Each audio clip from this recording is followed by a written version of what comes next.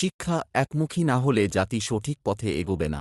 বাংলাদেশের শিক্ষা ব্যবস্থা আজ প্রশ্নবিদ্ধ এক বাস্তবতার মুখোমুখি।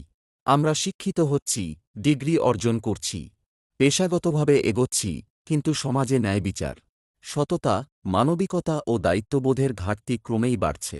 এই বৈপরীত্য আমাদের বাধ্য করছে নতুন করে ভাবতে। আমাদের শিক্ষা ব্যবস্থা কি সঠিক দিক নির্দেশনা দিচ্ছে? বাস্তবতা হল, শিক্ষা যদি কেবল চাকরি ও আয়কেন্দ্রিক হয়, তবে তা জাতি গঠনে ব্যর্থ হয়। তাই সময় এসেছে বাংলাদেশের শিক্ষা ব্যবস্থাকে একটি একমুখী ও মূল্যবোধভিত্তিক ধারায় পুনর্গঠনের।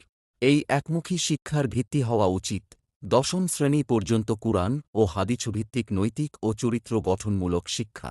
শিশু ও কিশোর বয়সেই মানুষের চরিত্র, দৃষ্টিভঙ্গি ও নৈতিক বোধ গড়ে ওঠে। অথচ আমাদের বর্তমান ব্যবস্থায় এই সময়টিতে নৈতিক শিক্ষাকে গৌণ করে রাখা হয়েছে। ফলে আমরা এমন শিক্ষার্থী তৈরি করছি, যারা পেশাগতভাবে দক্ষ হলেও নৈতিকতায় দুর্বল।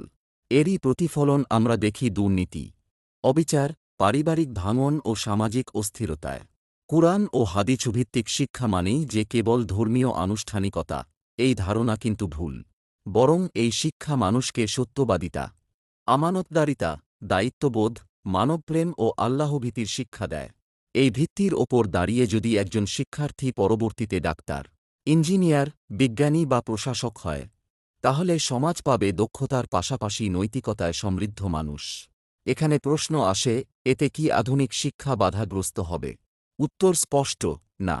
বরং নৈতিক ভিত্তি ছাড়া আধুনিক শিক্ষা সমাজের জন্য ঝুঁকিপূর্ণ হয়ে ওঠে। ইতিহাস সাক্ষ্য দেয়, নৈতিকতা ও জ্ঞানের সমন্বয়েই সভ্যতা টিকে থাকে এবং এগিয়ে যায়। এই প্রস্তাবের উদ্দেশ্য কাউকে নির্দিষ্ট পেশায় সীমাবদ্ধ করা নয়। উদ্দেশ্য হল, একটি অভিন্ন নৈতিক ভিত্তির ওপর দাঁড়িয়ে সবাই যেন নিজ নিজ যোগ্যতা অনুযায়ী পেশা বেছে নিতে পারে।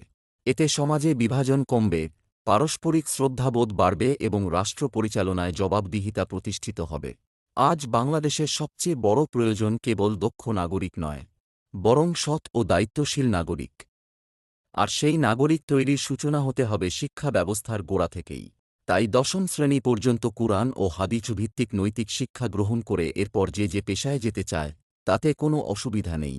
বরং এটাই হতে পারে একটি ন্যায়ভিত্তিক, শান্তিপূর্ণ ও কল্যাণমুখী বাংলাদেশের সবচেয়ে শক্ত ভিত।